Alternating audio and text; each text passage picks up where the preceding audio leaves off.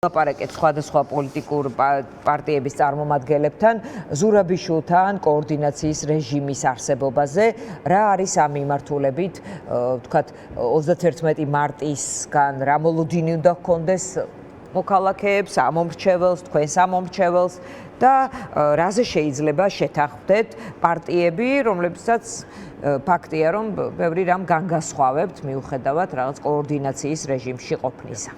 მიუხედავად ბევრი განსხვავებისა, პოლიტიკურ პარტიებს, არასამთავრობო ორგანიზაციებს ყველას განსხვავებული შეხედულებები აქვს ამა თუ იმ პარტიასთან დაკავშირებით, ლიდერთან დაკავშირებით და ასე, მაგრამ ყველას გვაერთიანებს ერთი რამ, რომ დღეს რეჟიმის წინააღმდეგ ბრძოლისას ჭირდება ერთიანობა და ეს ერთიანობა არის ის მთავარი ბერკეტი, რომლითაც ეშინია რეალურად ქართულ ოცნებას. ამიტომ ფორმალური ერთიანობა, როდესაც ვერ ხერხდება, მნიშვნელოვანი არის, რომ საქმიანობის კოორდინაცია მოხდეს და ყველამ ჩვენი რესურსი გამოვიყენოთ იმისთვის.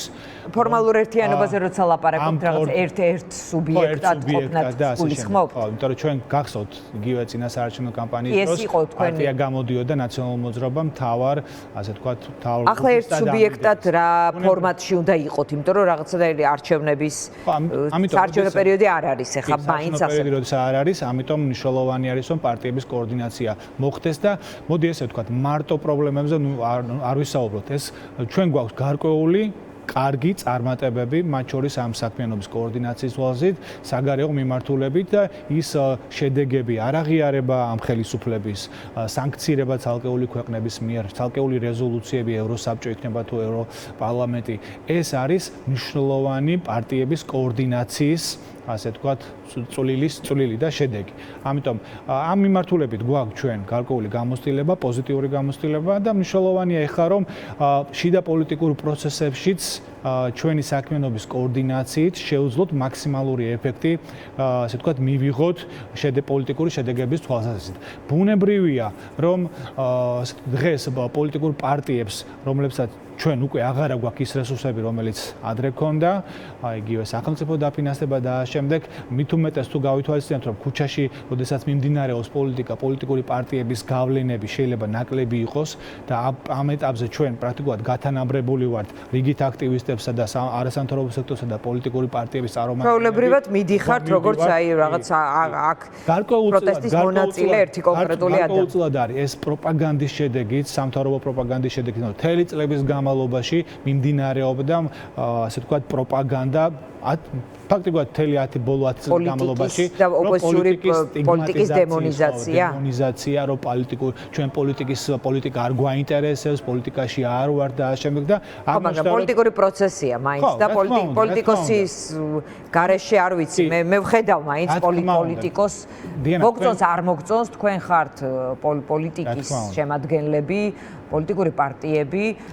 დიანა, თქვენთვის ეს ცხადი არის და მთელი ამ წლების განმავლობაში, კი ბატონო, ამას ავითარებდით თქვენს საქმიანობაში და ასე, მაგრამ რეალურად უნდა ვთქვათ, რომ გარკვეულწილად სამთავრობო პროპაგანდამ თავის შედეგს მიაღწია და დემონიზაცია პოლიტიკური პარტიების, პოლიტიკოსების მოხდა გარკვეულწილად. და ჩვენ ის შედეგი გვაქვს, ეხლა რაც გვაქვს. ამიტომ ამ შედეგიდან ბუნებრივია გამოსვლა, ჩვენ გვჭირდება საერთო კოორდინაციის. ისეთი პროფესიებიდან შედიან პოლიტიკაში და ეს ვთქვათ, ფარავენ პოლიტიკას, სადაც ვთქვათ, ნაკლებადაა მათი ადგილი და პოლიტიკაში პოლიტიკოსის ადგილი უნდა იყოს და ეს პოლიტიკური პროცესია ჩემი. კი, რა თქმა უნდა და მნიშვნელოვანია და ეს პროცესი ჩვენ მიგვიყვანს იქამდე, როდესაც პოლიტიკურ, ასე ვთქვათ, ისტაბლიშმენტში შემოვა ახალი ხალხი და რეალურად ეს პროცესები ახლა მიმდინარეობს ქუჩაში მართლა და ამ აქციებმა აჩვენეს, რომ მართლა იბადებიან ადამიანები, ვისაც უკვე საზოგადოებრივი გავლენა აქვს, საზოგადოებრივ აზრზე. ფიქრობთ, რომ თქვენ რაღაც ეტაპზე უკანა პლანზე გაიწევთ?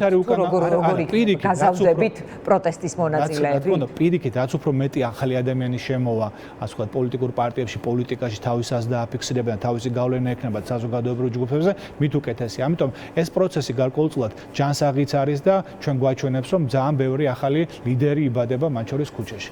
ამიტომ კოორდინაცია მნიშვნელოვანი არის, ეს კოორდინაცია არ უნდა მოიცავდეს მარტო პოლიტიკურ პარტიების საქმიანობის კოორდინაციას, მნიშვნელოვანია, რომ ჩვენ გავხსნათ კარები და სამოქალაქო აქტივისტები, აქტიური ადამიანები, არასამთავრობო ორგანიზაციები პარტიები ჩართული იყვნენ ამ პროცესში, იმიტომ რომ რეჟიმს სჭირდება სერიოზული წინააღმდეგობა, რეჟიმს სჭირდება ერთიანი message box-ი, ერთიანი პოლიტიკური ჩარჩო, სჭირდება ერთიანი მათ შორის პროპაგანდა, იმიტომ რომ ჩვენ თუ შევხედავთ რეალურ პოლიტიკურ ვითარებას, რა გვაქვს რეალურად ველზე, სამთავრობო არხები, სამთავრობო ლიდერები ყველა ერთხმაში პროპაგანდირებენ თავის პოლიტიკას. აქეთ იყო მეტნაკლებად დაქსასულობა, სხვადასხვა არხები, სხვადასხვა პარტიები გარკვეულ სხვადასხვა პოლიტიკურ მესიჯებს აგზავნებდნენ. ამიტომ ამ ხრივადაც მნიშვნელოვანი არის, რომ კოორდინაცია გქონდეს. ჩვენ ამ რეჟიმს ვერ დაუპირისპირდებით სათითაოდ ჩვენთვის მნიშვნელოვანი არის, რომ იყოს კოორდინაცია და ჯერ თქვენ ქონოდეთ ერთმანეთში კოორდინირებული სათქმელი და შემდეგ რა თქმა უნდა, დეფიციტი აუდიტორიამდე მიტანის არ ქონთ. ამიტომ არის ეს ფორმატი მნიშვნელოვანი, რომ ჩვენ შევძლოთ კოორდინაცია 31 მარტთან მიმართებაში უკვე მიმდინარეობს გარკვეული შეხვედრები, რომ ჩამოვაყალიბოთ ჩვენი სათქმელი, ჩვენი ხედვა, თუ როგორ უყურებთ პოლიტიკური პროცესების განვითარებას.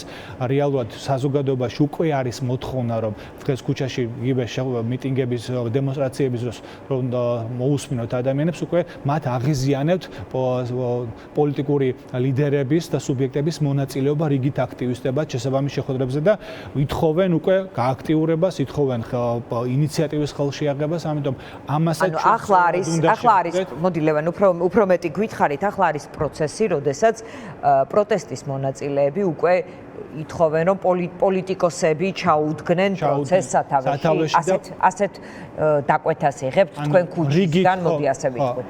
ჩვენ მე ვხედავ და ბევრი ჩემი თანამოაზრეც ხედავს იმას, რომ დღეს საზოგადოებაში, მათ შორის საპროტესტო აქციების დროს, უკვე შეიძლება აღიზიანებდეთ რიგით პოლიტიკოსების, რიგით აქტივისტებად მონაწილეობა და რეალურად ისინი უკვე ითხოვენ პასუხებს, რას ვაპირებთ, რა ხედვა გაქვთ, როგორი ხედავთ პოლიტიკური პროცესების განვითარებას, ამიტომ მნიშვნელოვანი არის, რომ ჩვენ ამ გამოწვევას, ამ გამოძახილს სათანადოდ შევხვდეთ და ამიტომ გვჭირდება კოორდინაცია მათ შორის იმისათვის, რომ ჩვენ შევძლოთ აი დაკვეთას, რომელიც საზოგადოებიდან არის, უპასუხოთ, ავიღოთ უფრო მეტი პასუხისგებლობა, უფრო მეტად გავაქტიურდეთ, ახალი სივრცეები ვნახოთ, სადაც შეძლებენ პოლიტიკური პარტიები ამ პოლიტიკური პროცესის ხარჯებას. რას ეტყვით 31 მარტს საზოგადოებას, იმიტომ რომ ამ თარიღმა რაღაც ტიპის მოლოდინები გააჩნდა. ხო, და ჩვენ გამოცდილება კარნახობს, რომ ეს ზედმეტი მოლოდინების შექმნა არ არის პოლიტიკური პროცესისთვის კარგი და ზოგადად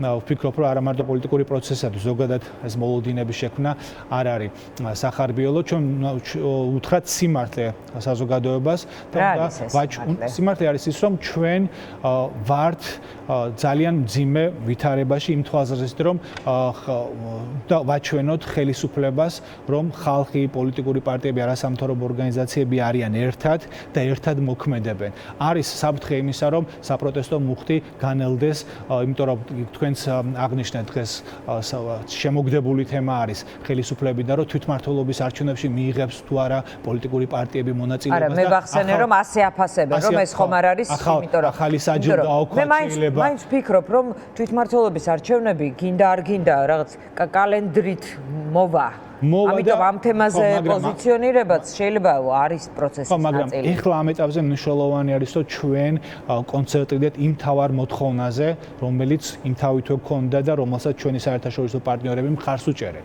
და შეგახსენებთ თვითმმართველობის არჩევნებზე, მაგრამ საზოგადოებას დაელაპარაკებით მხოლოდ ვადამდელი არჩევნების მოთხოვნაზე.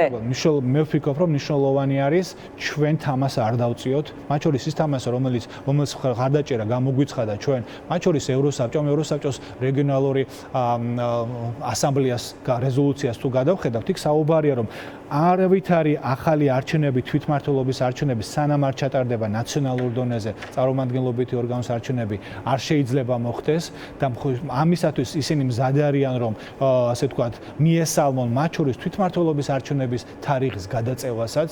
ამიტომ ეს არის ის სტანდარტი, რომელიც უკვე შეთანხმებული გვაქვს ჩვენს ევროპელ პარტნიორებთან და მნიშვნელოვანი არის, რომ ეს სტანდარტი ბოლომდე დავიცვათ და ჩვენ მოთხოვნები თვითმმართველობის არჩევნები ვერ იქნება გარდამტეხი ქვეყანაში დემოკრატიული პროცესების გაჯანსაღების და დიქტატურის შეჩერების. ეს ხო ყველამ ძალიან კარგად ვიცით. თვითმმართველობის არჩევნებში ხელისუფლებას თავისი ადმინისტრაციული ბერკეტები, თავისი აი იმ რეჟიმით, რომელიც დღეს შექმნილია, კვლავ ექნება ისეთი ფორა, რომელსაც ვერც ერთი ერთიანობა, ვერც ერთი პოლიტიკური პარტია ვერ. ლევან, როცა ზურაბ ჯაფარიძე დღეს თვითმმართველობის არჩევნებზე ლაპარაკობს და დამოკიდებულებაზე, რომ არ მიიჩნევს საჭირო თამაში მონაწილეობას, ის ოცნების დღის წესრიგის ნაწილად გამოდის? არა, პირიქით. მაგრამ ხომ ამ თემაზე ლაპარაკობს? ხო, მნიშვნელოვანი, იმიტომ რომ ეს დღეს ეს მედიაში იქნება თუ სხვადასხვა შეხვედრების დროს, ოფიციალური შეხვედრების დროს ეს თემა მუსირებს, მიიღებთ თუ არა თვითმმართველობის არჩევნებში მონაწილეობას და ვფიქრობ, რომ ეს არის ის ველი, რომელიც აწყობს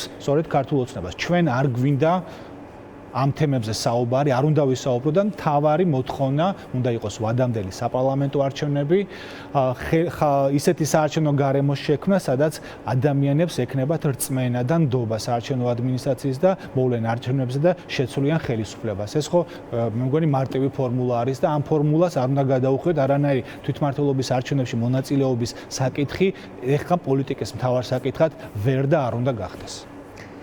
კი ბატონო, თუმცა თუ ახალი არჩევნები არ იქნა, მაინც როგორ უყურებთ ადგილობრივი თვითმმართველობის არჩევნებში მონაწილეობის საკითხს? აი, ისევ ასე ვთქვათ, იფიქრებთ ამ თემაზე და მოგვიანებით ძალუმად ისევ უბრუნდებით ამ თემას, ხო?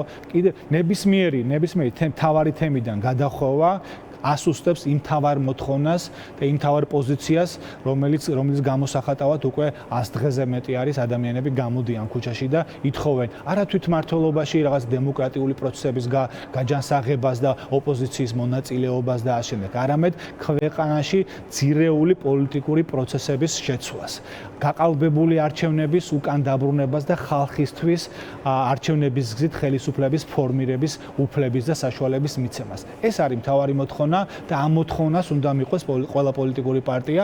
სხვა შემთხვევაში, ბუნებრივია, ყველა თავარი ინტერესი დღეს ქართული ოცნების რა არის, რომ თვითმმართველობის არჩევნებში მუნიციპალურ დონეზე ჩაგვითრიოს ყველა სუბიექტი და აქ ასე ვთქვათ, ეძებოს მის თავისი ლეგიტიმაციის წყარო და რესურსები. ამის საშუალება არ უნდა მივცეთ ქართულ ოცნებას.